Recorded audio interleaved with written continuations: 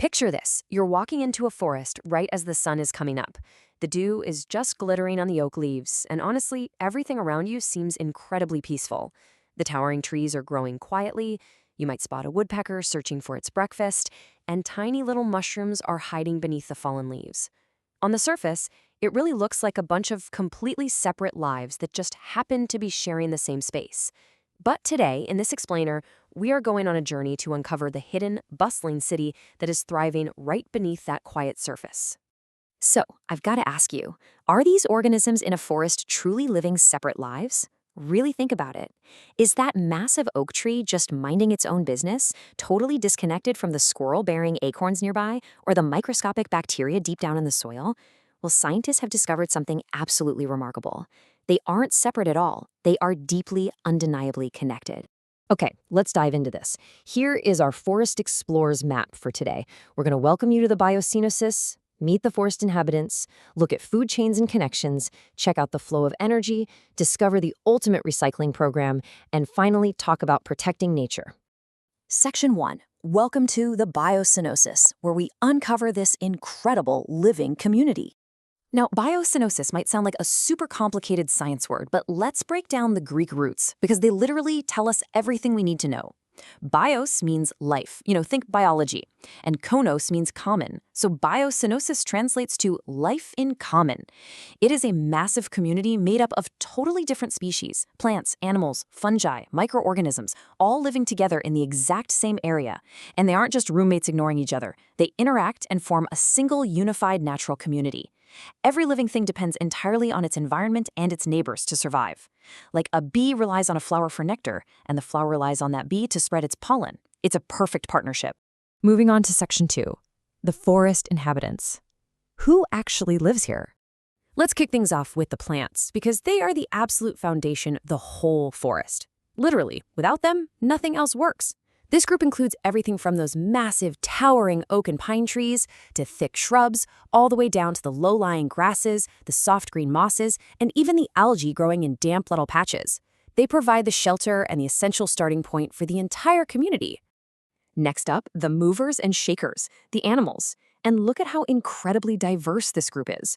We've got large mammals like wild boars and deer, cunning predators like foxes, and quick little rabbits. We have birds soaring up above, like owls and woodpeckers. And of course, you can't forget the millions of crawling and flying insects. Depending on where your forest is, this group might also include fish in the streams, amphibians like frogs, and reptiles. They're constantly moving, eating, and reshaping the forest. I mean, think about a squirrel bearing an acorn that might one day grow into a mighty oak. But then we have my personal favorites, the hidden helpers, fungi and microbes. Sure, you might spot a brightly colored mushroom popping out of the dirt, but there are also molds, yeasts, and microscopic bacteria and cyanobacteria that you literally can't see without a powerful microscope. Get this, a single teaspoon of healthy forest soil can hold up to 1 billion bacteria. 1 billion. So don't let their microscopic size fool you. They play a massive, absolutely critical role in keeping this entire forest community alive.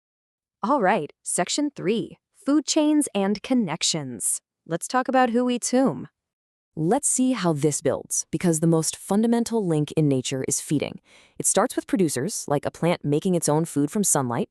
Next, primary consumers, like a hungry rabbit or a grasshopper, come along and eat those plants. Then, secondary consumers, like a fox, hunt the rabbit.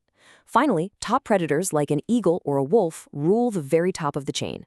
And actually, in the real world, these individual chains overlap and tangle up into massive, complicated food webs. A woodpecker eating harmful bugs off a tree is just one tiny, vital thread in an enormous web. But wait, the chain doesn't just abruptly end when a top predator is done. Decomposers, those fungi and bacteria we talked about, are the true unsung heroes here. They clean up after absolutely everyone else by breaking down whatever is left behind. They literally connect the very top of the food chain straight back down to the bottom, making sure nothing ever goes to waste. Section 4, the flow of energy. Time to look at the forest's ultimate power source. Think of the forest like a bustling city. It needs power to run. And almost all life depends on the sun. Solar energy beams down, plants capture it to grow, and then that energy is passed along when herbivores eat the plants and predators eat the herbivores. So the crucial point here is that energy is a one-way street. At every single step, some of that energy is used up or lost as heat as the animals run, fly, and basically just live their lives. This energy loss is exactly why there are always fewer top predators than there are plants in a healthy forest. Moving to Section 5, the Ultimate Recycling Program, also known as the cycle of matter. So, what happens when organisms drop leaves, or when they die? Trace this continuous loop with me. It's amazing. Imagine a single oak leaf. Plants absorb basic minerals from the soil to grow that leaf. A rabbit comes along, eats it, and turns it into animal matter. When organisms eventually pass away or drop waste, our decomposer heroes go straight to work, breaking it all down until it returns to the soil as basic minerals, completely ready for a brand new plant root to absorb it. Nature has a flawless zero-waste policy. Matter never disappears, it just endlessly transforms. Now, what's really interesting about this concept is the grand difference between the two systems. Energy is a one-way street. It flows down from the sun, powers the food chain, and is eventually used up. But matter is a continuous, eternal loop.